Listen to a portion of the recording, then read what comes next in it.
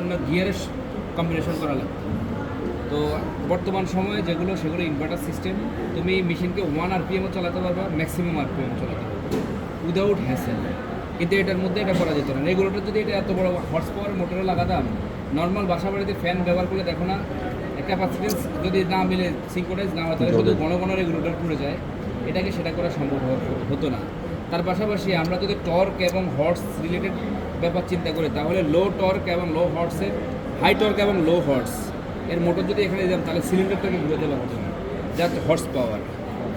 তাহলে সেই ক্ষেত্রে আমরা মোটর ব্যবহার করছি হাই হর্স পাওয়ারের, কিন্তু সিলিন্ডারকে ঘুরেছি অনেক কম গতিতে, সেই জন্য অনেকগুলো গিয়ারের কম্বিনেশন করা লাগছে।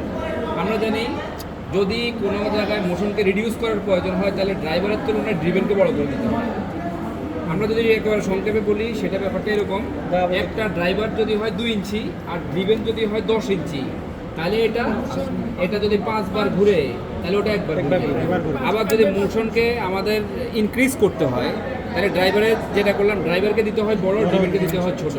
যত গুণ বড় দিব তত গুণ গতি বাড়বে, আর ড্রিভেনকে যত গুণ বড় বানাবো ড্রাইভার সাপেক্ষে তত গুণ গতি কমবে। এইখানে আমরা সিলিন্ডার পর্যন্ত মোশনটাকে কীভাবে নিলাম এবং কীভাবে মোশনটাকে রিডিউস করলাম, সেটা সম্পর্কে আমরা এখন ধারণা নেব।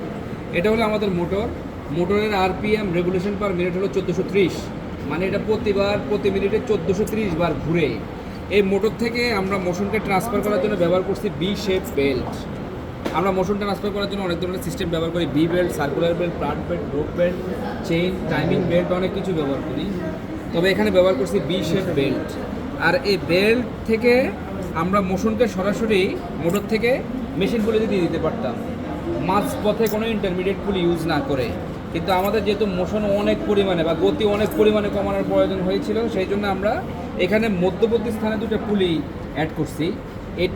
এটা এবং এটার মধ্যবর্তী স্থানে যেহেতু এটা আছে, এটাকে সংযোজন করছি, যার জন্য এটাকে বলি ইন্টারমিডিয়েট পুলি, মাধ্যমিক পর্যায়ের পুলি।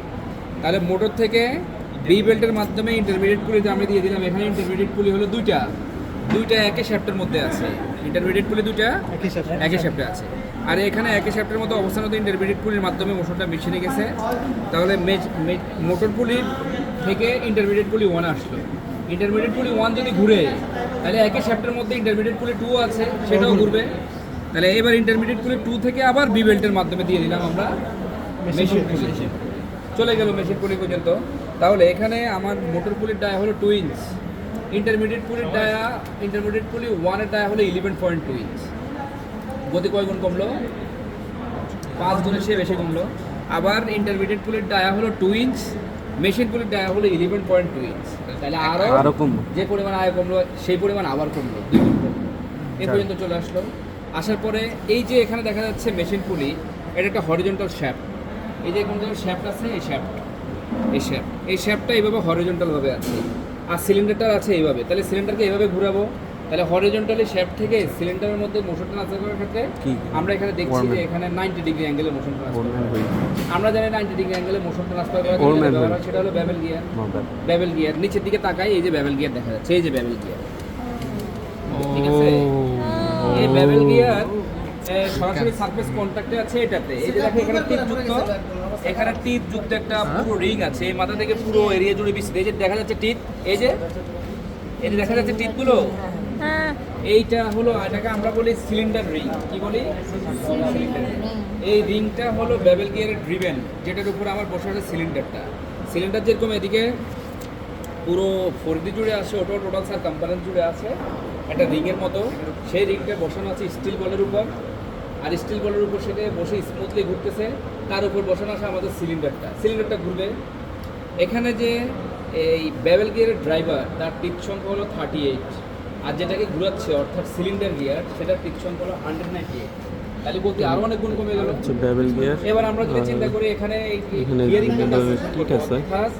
মোটর থেকে পাওয়ার অফ অরিজিন থেকে আমাদের এখানে অ্যাপ্লিকেশন, সেখান পর্যন্ত মোশন কত আসছে সেটা যদি ক্যালকুলেশন করতে হয়, তাহলে প্রথমত মোটর RPM লাগবে গুণন ড্রাইভার বাই ড্রিভেন। এটা হলো ড্রাইভার, এটা হলো ড্রিভেন। এরপরে ড্রাইভার কে হবে, ড্রিভেন কে হবে?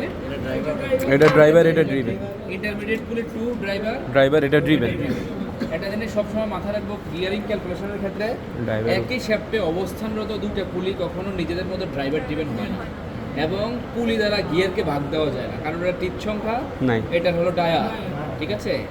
তাহলে এটা power of origin 1430 into motor পুলির ডায়া যেটা 2 ইঞ্চ ডিভাইড বাই ইন্টারমিডিয়েট পুলি 1 11.2 আবার ইন্টু ইন্টারমিডিয়েট পুলি 2 ডিভাইড বাই মেশিন পুলি, এটা হলো 2 ইঞ্চ, এটা হলো 11.2 ইঞ্চ ইন্টু আমাদের বেবেল গিয়ারের driver 38 teeth divided by bevel গিয়ারের ড্রিভেন সিলিন্ডার গিয়ার 198 দিয়ে দিলাম ভাগ। ভাগ দেওয়ার পরে আমাদের অটোমেটিক্যালি সিলিন্ডারের মোশন চলে আসবে।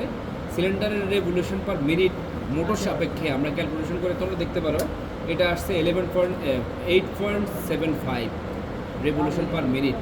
তার মানে মোটরের গতি হলো 1430, কিন্তু আমরা মোশনকে এত পরিমাণ রিডিউস করছি যেটা সিলিন্ডারে এসে মাত্র 11.75 রেভলিউশন পার মিনিট দিচ্ছে।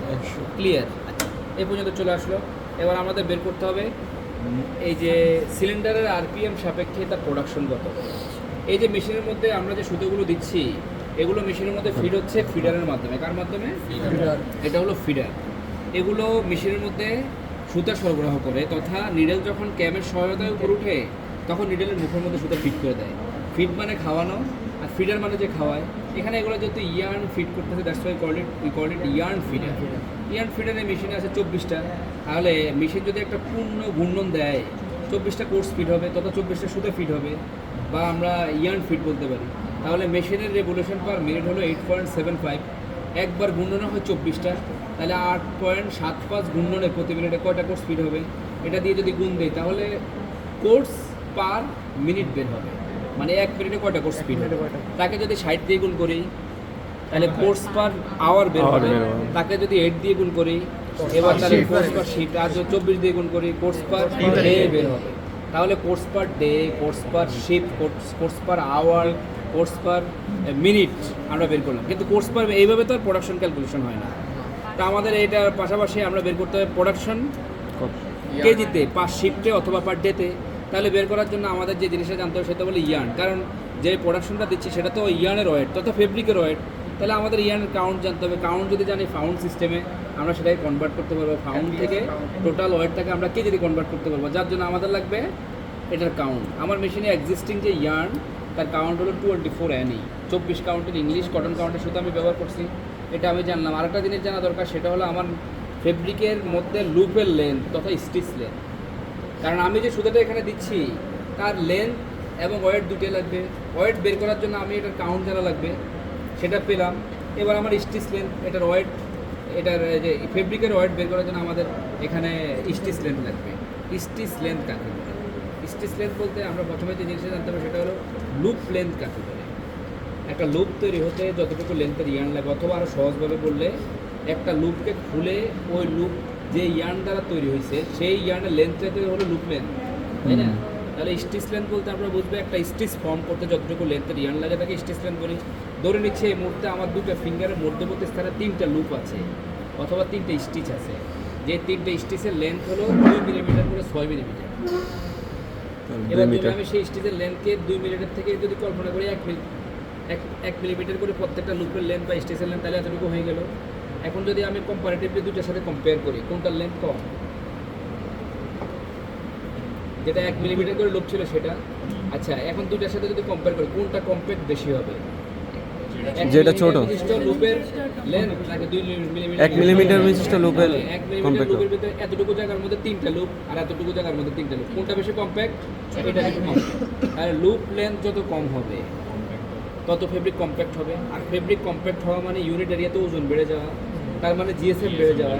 আর লুপ লেন্থ যদি বেশি হয় তাহলে ফেব্রিক লেস কম্প্যাক্ট হবে, ইউনিট এরিয়াতে সুতার পরিমাণ কম হবে, জিএসএম কম হবে। তাহলে স্টিচ লেন্থের সাথে জিএসএম এর সম্পর্ক ব্যস্তানুপাতিক, মানে স্টিচ লেন্থ বাড়লে জিএসএম কমে, স্টিচ লেন্থ কমলে জিএসএম বাড়ে।